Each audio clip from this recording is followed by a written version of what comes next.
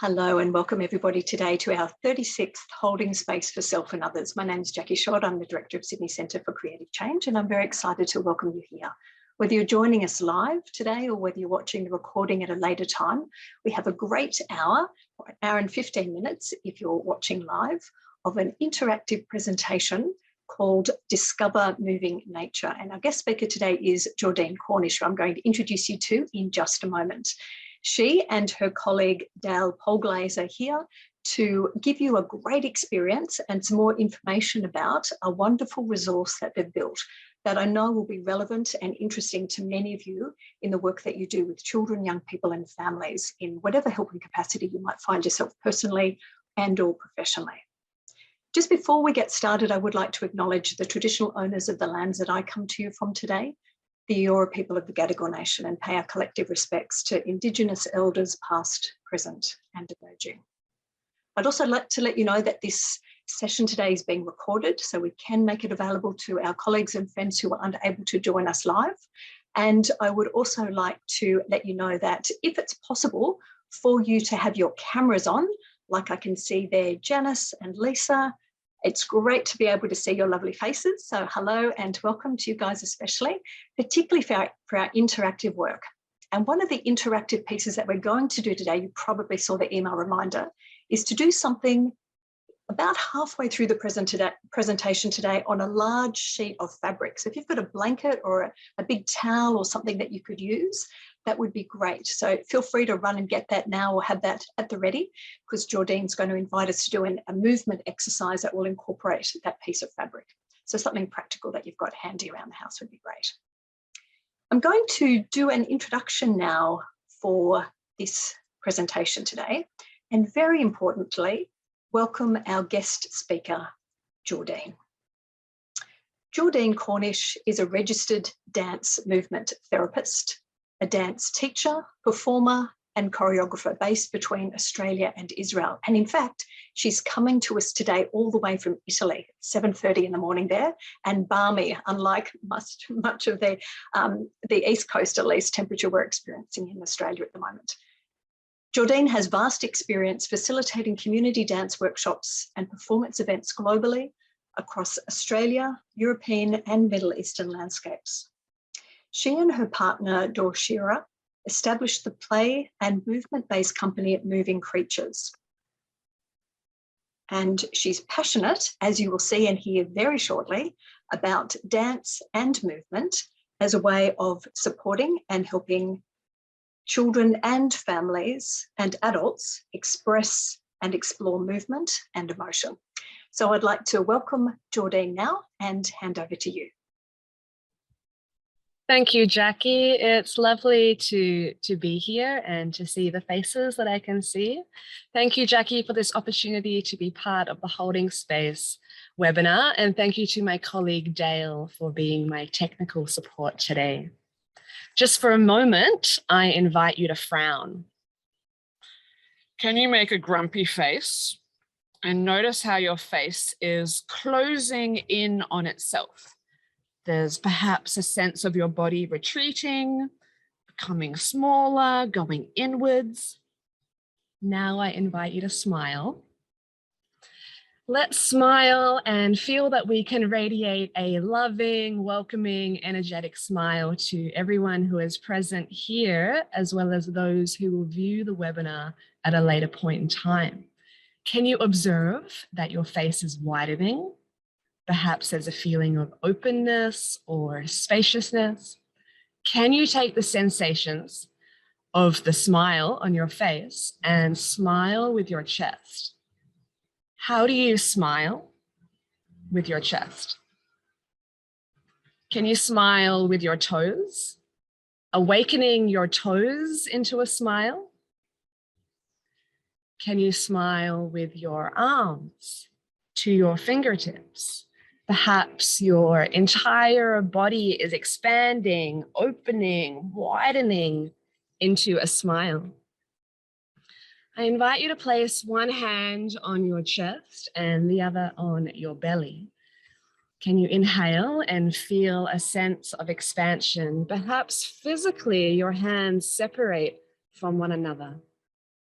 And as you exhale, you might notice your hands getting closer together. Stay with this for a few moments, noticing the ebb and flow of your breath and adding some opening and closing movements to it. Keep going, landing and arriving into this space with one another. This movement experience emulates the first movement rhythm between a child and their mother. The child begins communication from within the womb of the mother, breathing together and experiencing a symbiosis, living in an attuned, non-verbal relationship with their mother. When the baby is born and grows into a child, verbal communication tends to become dominant. However, it's important that communication and attunement on a non-verbal level continues to exist. I'll dive deeper into the connections between attachment theory and moving creatures a little later. As we settle into the webinar and this virtual space with one another, can you continue to smile with your chest? I find that when I'm at the computer, my chest often concaves into a frown. I'm here to tell you about Moving Creatures and our Moving Nature professional development package. Moving Creatures is an Australian-Israeli company, and we create play and movement-based products and services for families, schools, and professionals worldwide. I would like to present to you our first product, Moving Nature. Designed for children and their parents, caregivers to play and move together within their homes, Moving Nature features an online library of over 80 movement games and activities demonstrated in fun, short video tutorials. The library is accessed via a resource pack of 24 creature cards. Each card features a unique QR code. By scanning the QR code with a phone, you can access the Moving Nature online library of movement activities, which we'll look at in a moment. The motivation for creating Moving Nature came from a personal place. My life and work partner, Dor Shira, who unfortunately couldn't join us today, he laid the seeds for the creation of the product from his personal experiences with his father. In 2019, his father passed away at a relatively young age from diseases related to physical inactivity and neglect of his health. During the time of his father's passing, Dor reflected on the kind of relationship which he had with his father, one in which there was very little touch or physical closeness and no memories of play or enjoying physicality together. Dor, being an Israeli educator, was also observing that the school playground was often abandoned and many students during their recess and lunch breaks were sedentary, glued to their phone screens, not playing and moving physically with one another. The pandemic arrived and we found ourselves confined to our home spaces. This provided us with an opportunity to develop a playful movement product which encouraged play and movement experiences between parents and children, and in turn provided opportunities for parents and children to foster healthy attachment styles. Many of the activities within the Moving Nature product invite movers to explore an appropriate touch related to the context, physical closeness, to mirror and attune one another through movement scenarios, and to adapt a playful mindset, something that Dor missed in his relationship with his father. We created Moving Nature guided by a theoretical underpinning of attachment theory. There is extensive research that highlights the importance of the relationship between attachment and the body and promotes the use of dance and movement for fostering healthy attachment styles. In their paper on the essential role of the body in the parent-infant relationship, Dr. Susie Tortora suggests that playful movement and dance experiences offer an imperative role of nonverbal understanding, nonverbal expression, and the felt experiential nature of interpersonal exchange in early childhood development. Dance movement therapist Christina Devereaux also presents in her research that the development of kinesthetically attuned interactions will support individuals in establishing emotional regulation and a healthy attachment relationship. When utilizing moving nature within family homes, there can be an opportunity for the family system to re-choreograph aspects of relationship attachments through the playful movement and dance encounters that moving nature provides. The age range for suitability of moving nature is children 3 years and up. However, many of the movement activities found within the online library can be adapted to youth, adults, and even seniors. A note of caution, for individuals who engage with the product who have special needs or differently abled bodies, all of the video tutorials within the product feature individuals with fully abled bodies. We encourage parents and professionals to use their discretion about which activities are appropriate or not appropriate for themselves and the child. We also encourage parents and professionals to use the product as a resource of movement ideas which may inspire playtime, therapeutic plans, or classroom lessons, and to consider how the activities could be adapted to better suit specific needs and abilities. To help parents and professionals such as therapists, educators, and community workers navigate the 80 movement activities in the online library, I created an interactive index that segments the activities into 3 categories: goal-oriented, improvisation-based, and animal embodiment. Let's take a look. Thanks, Dale, for sharing the slide there. So when you open the professional package, first there's a welcome page in which you can navigate to the online library of movement activities. That's that green icon in the middle. Here you can find all 80 movement activities. The activities are associated with different creatures. So if you click on the creature, for example,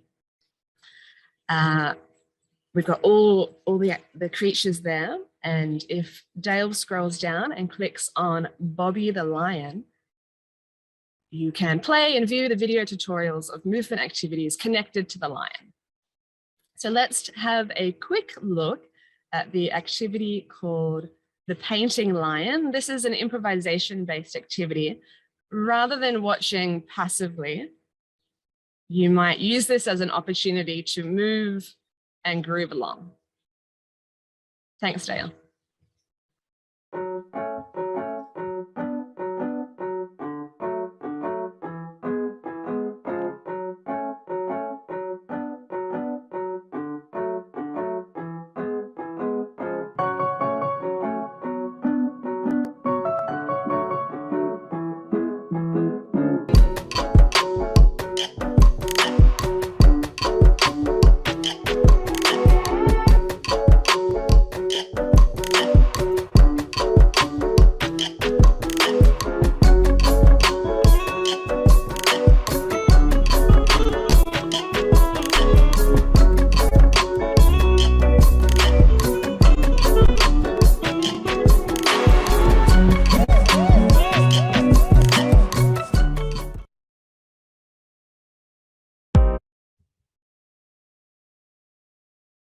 We're going to continue to navigate through the online platform. However, feel free to write comments in the chat box, thoughts about this activity, potential benefits of the activity, or how you might adapt it to your professional setting. Let's navigate back to the professional package welcome page. The other options on this screen of the professional package welcome page include, on the right, there's an icon of a PDF. Viewing or downloading this PDF of the Moving Nature Guidebook, you'll find written descriptions of the movement activities, tables of their potential therapeutic outcomes, as well as several case studies from therapists from Australia and Israel who are using moving nature with their clients. On the left, we have the index tab. Let's enter the index where we'll find the activities segmented into ones that are goal-oriented, improvisation-based, or animal embodiment. I'll get to the developmental outcomes tab in a moment, but first let's look at the animal embodiment section. The video tutorials in this channel invite the viewer to imagine how a particular animal moves.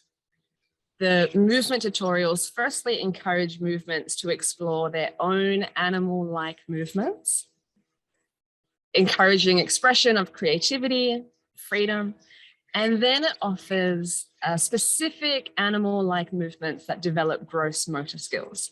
Types of movements demonstrated in the tutorials include crawling, squatting, reaching, running, hopping, climbing, jumping. The activities provide opportunities for the movers to develop skills in the physical domain, such as stamina, strength, balance, and coordination. There are 20 animal embodiment videos, one for each creature card. Let's view the crab walk.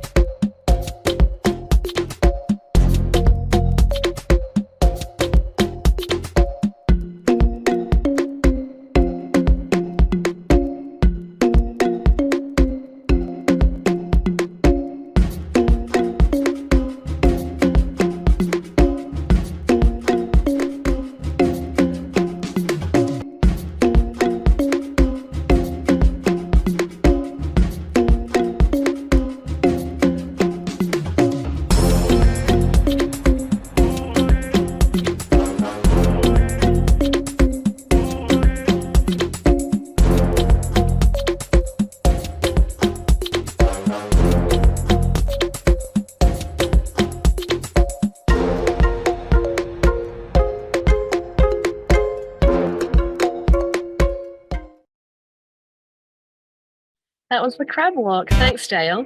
Dale, next time you play a video, I'm seeing a few technical glitches of playing the videos over Zoom. If you could minimize the strip of our videos, I think we'll have a better viewing experience.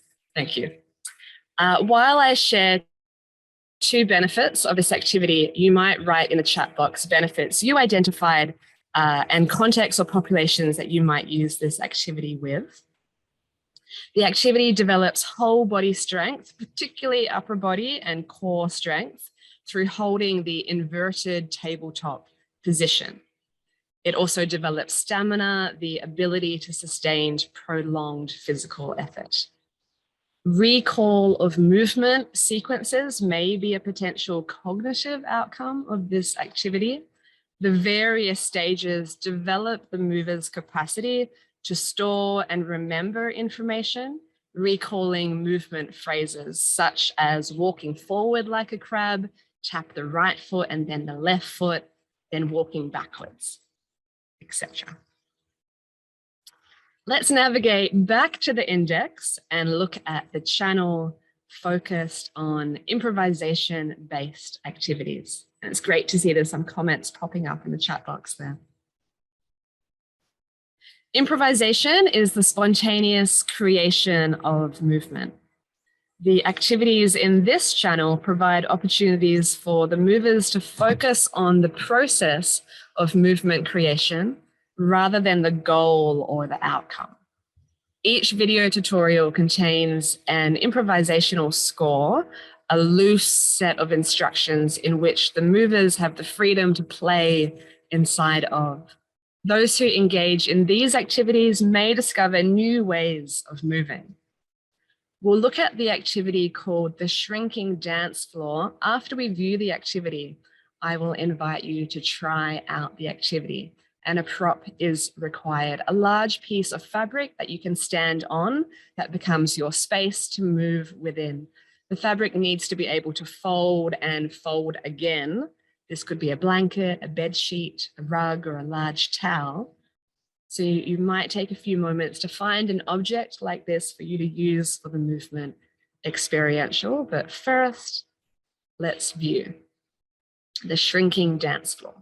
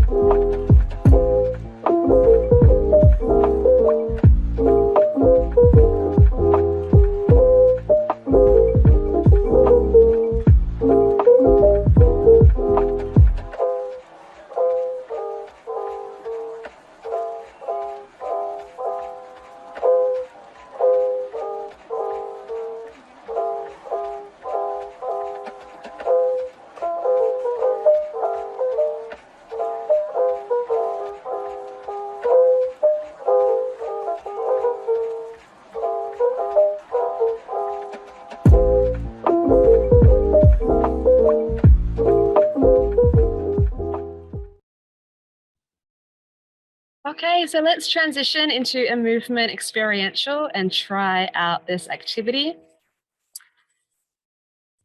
Take your time to lay your fabric on the floor in the most spread out arrangement, so unfolded. That's if you are joining in to the movement experiential and you have a piece of fabric with you. So I invite you to enter your dance space, moving within the periphery of the fabric.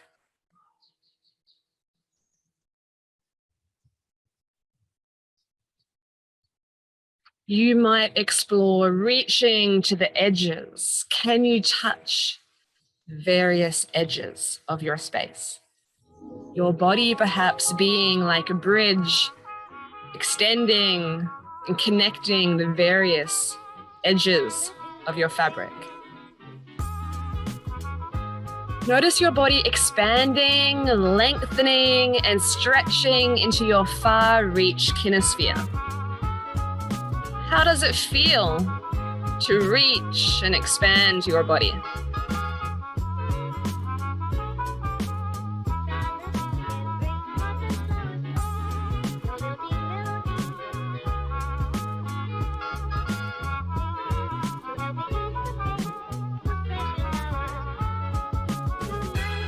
Next, fold the fabric in half.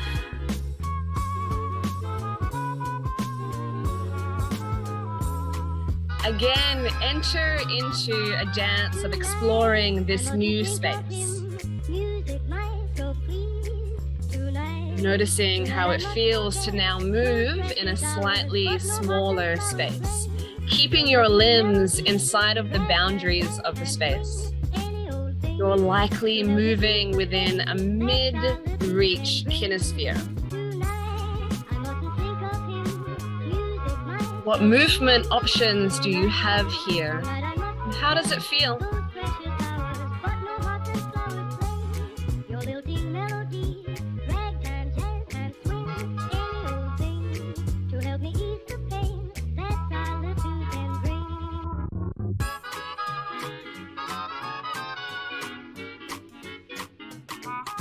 Let's repeat the process again. Fold the fabric again in half. And enter into the new space, moving now within a smaller space. Perhaps your movements are somewhere closer to your body in a near reach kinesphere.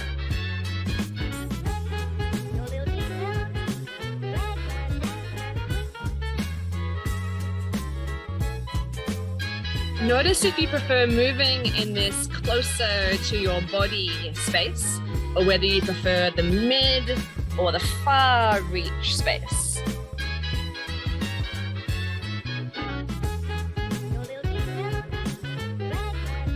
If possible, you might repeat one more time and fold your fabric again. Please take your time to find a closure that feels right for you.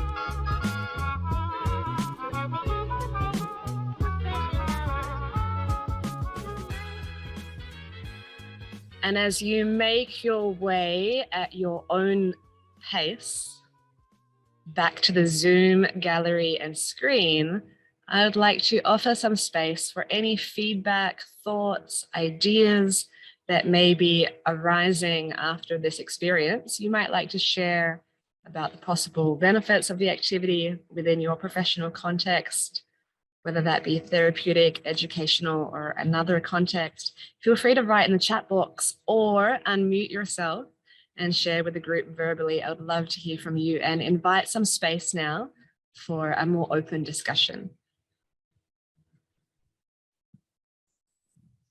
This would be a gorgeous activity. We do therapeutic play, family restoration. So parents getting their supervised visits with us, but in a social setting with other parents and families. And that would be a really easy thing for them to break out into. I can tell with the groups that we have.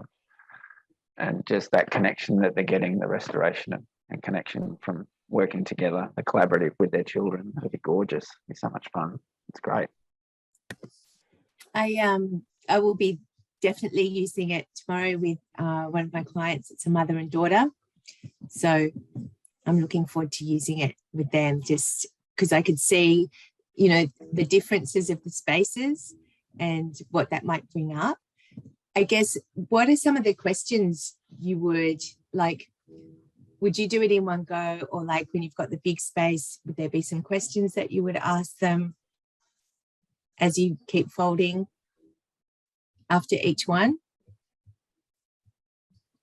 Yeah, that's a great question. I feel like the prompts that you offer the clients or the individuals participating would be shaped to be relevant to them and what's going on, for what's showing up for them.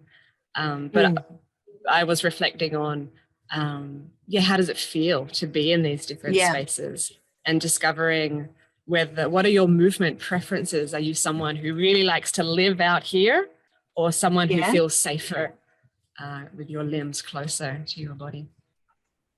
Yeah, thank you for that. It's great. I'll be doing it later with my daughter as a fun experiment before putting it into the actual therapeutic relationship, just for fun, because I'm here, and if you hear me like this, I'm looking over there where she's doing her work, because I'm homeschooling. So it'll be a fun activity for doing math. It is something that's good for people of all ages. I've done it with Jordine in Melbourne, and it's lots of fun to do it together.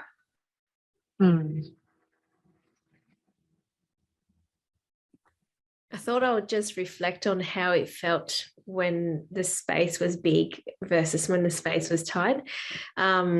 Sorry, I'm probably not showing up because my laptop isn't showing my video, but I'm here somewhere. I'm Yunwei. You can still see me on my other screen. I was really, like, I think I was exploring that space and I could really feel the space when it was big, but when it all got smaller, I was more aware of my movements and what was going on here rather than the space itself, because I didn't have much space. And then, so there was a lot more awareness around what was going on for me, what are my options. I didn't have a lot of options, but actually I do. So that creative process of actually having to move within a small space is quite interesting. I think quite reflective around therapeutic work, whereby sometimes we think we're stuck, but actually we're not. Maybe there's still a lot of options around what we have. So that's my reflection on that. Thank you. Thank you, everyone, for your contributions and reflections. Let's navigate back to the index and look at the channel focused on goal-oriented activities. The structured activities collated here focus on optimizing the development of motor skills. The video tutorials generally consist of sequential stages of increasing complexity, in which the movers follow the instructions in order to reach a particular goal. And in doing so, the movers improve their ability to control their physical performance. Let's take a look at the tutorial called The Busy Ant. And Dale, down the bottom, if you click Load More, The Busy Ant should show up. There it is.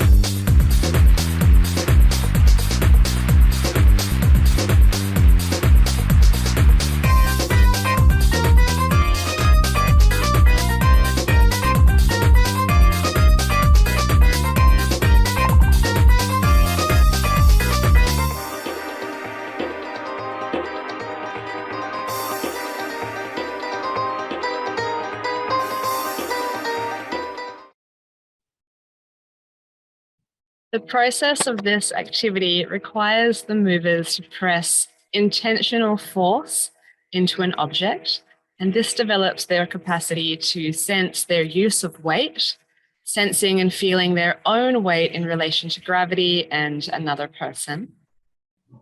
The activity also allows for the movers to distinguish touch and to apply appropriate use of touch. Okay, so let's navigate back to the index and look at the last icon, which is the developmental outcomes tab. From a dance movement therapy perspective, I've compiled the video tutorials into potential therapeutic outcomes under the outcome domains of physical, cognitive, emotional, and social. So let's look at the social domain. Here you can see developmental outcomes, including synchrony of movement with others, comfort in proximity to others, healthy competition, appropriate give and take in relationships, turn taking, and appropriate use and reception of touch.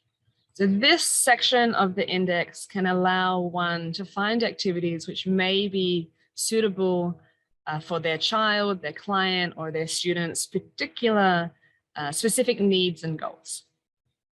Let's click on that last outcome, appropriate use and reception of touch.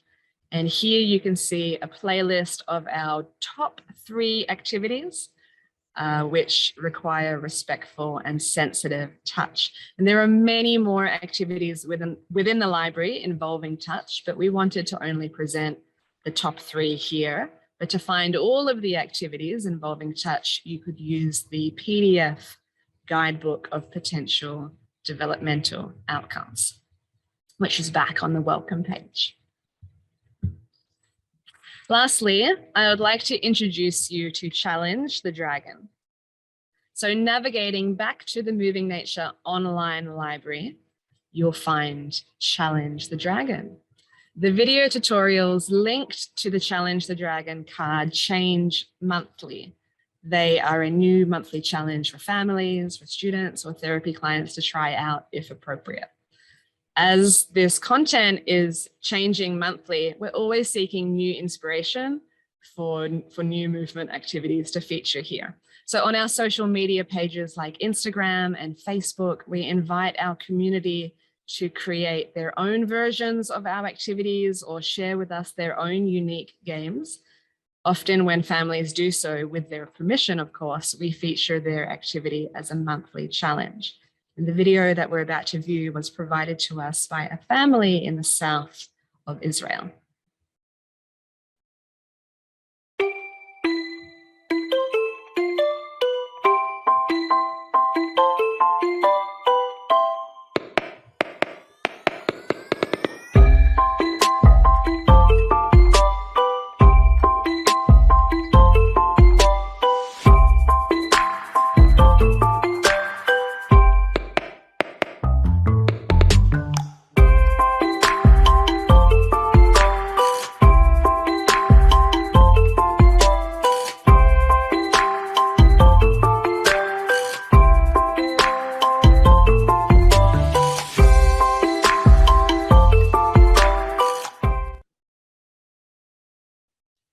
So an opportunity like this to have one's movement activity seen by people all over the world may inspire and motivate children and families, giving them a platform for their ideas to be seen and celebrated.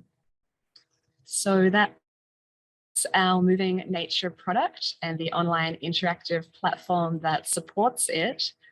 If you're interested in experiencing some more movement activities with us, we have monthly free workshops on Zoom in which we guide people through a number of playful movement experiences.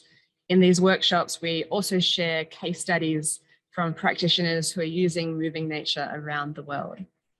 So thank you very much for your presence and this opportunity to share our Moving Nature creation with you all. Here are our contact details and website if you're interested in reaching out, connecting with us, or learning more about our products and other services. Thank you again for this opportunity. Over to you, Jackie. Thanks, Jordine, for a very fun presentation and a great introduction to the beautiful resource that you have.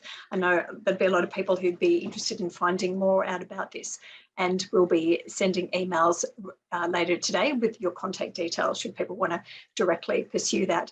But I know that there'd be some questions people might have about your product or about maybe some of the application. So I wanted to give you an opportunity now just to do a quick Q&A. And then what I'm going to invite you all to do is to go into a breakout room with a few other people for about 5 minutes to talk about how you personally or professionally could use some of these movement type activities with those in your lives. And then when we come back from that little bit of a share, I'm going to let you know some of the other events that we've got coming up, and then we're going to be doing a special giveaway. So Jordine is very generously offered to give a free product to one of the lucky participants here. And I'm also going to give a free webinar at the end of today. And at the very end, at about 4:15, so in half an hour, I'm going to give you a link that will allow you to do the quiz and get your PD certificate as well at the end. So stay around for that. Was there anything that sharing with others reminded you of or helped you think about in terms of how you might be able to apply some of these movement-based activities that Jordine's invited us to look at today? Anyone like to reflect on that? Janice, you're furiously waving your head there.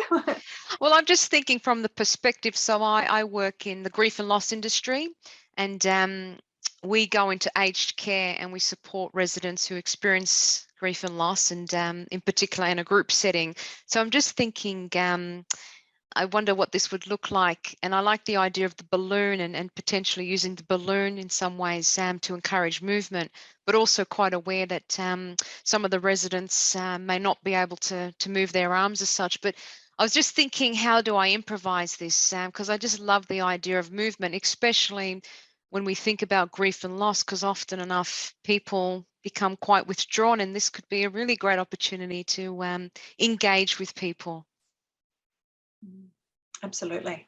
I think that's a great reflection, but I also heard an element of question in there, Janice, and I wondered, Jordine, if you might want to speak to that or maybe address how you might manage, and I know you touched on it at the beginning, that when we're using these movement exercises, we have to be keenly aware of our audience and keenly aware of those that we work with and work within their movement capacities. So would you want to speak a bit to that? How might Janice be able to adapt or apply some of these movement exercises for elderly residents who might not have that much mobility? Thanks for that feedback and that question that was there, Janice. We are actually developing a product at the moment for seniors. So I'm not sure exactly when that will be out and about, but hopefully in the near future. But I haven't personally worked with elderly people in a more extensive capacity before. But in the brief moments that I have, I felt like I just took time to really attune myself to the particular individual or the group and noticing their needs and capabilities in their body. And if the movement activity that was in the product was not appropriate for them, I considered, well, what is their capacity for movement, and how can I adapt the activity to be appropriate for them, whether it's doing it seated on chairs or just in a smaller and softer, more gentle range. I don't feel like my answer was particularly in depth. Maybe someone else in the group has something more to share, but yeah, thank you.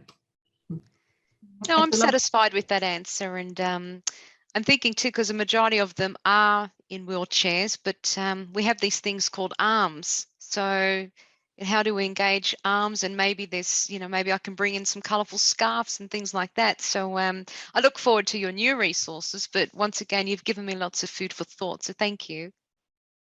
Great reflection. Thanks there, Janice, and great response there, Jordine, I think as well. I think whenever we're applying a method in whatever way, with whatever audience, that ability to attune to need is first and foremost what we need to do, because we can have all the best resources in the world and they're never going to land well unless they're well matched with what the client's experiencing and what they're ready for and what they're warmed up to. So I think that ability to attune and to warm up and to present in a collaborative way is so important for optimising success of anything that we do. Thanks, Jordine. Anything else that came out of your discussions you'd like to reflect on? Anything that in sharing with others you had a new idea about, or had an idea of how you could adapt or apply any of these sort of movement-based activities with your family or with your clients? Paula, thanks. Yeah, we were talking about primarily using it with children and parents and children, and I was just like, what about couples? Like everyone can learn to play together, or we need to play, and also I think it's really valuable for parents who are kind of stuck in the same ruts of doing the same thing.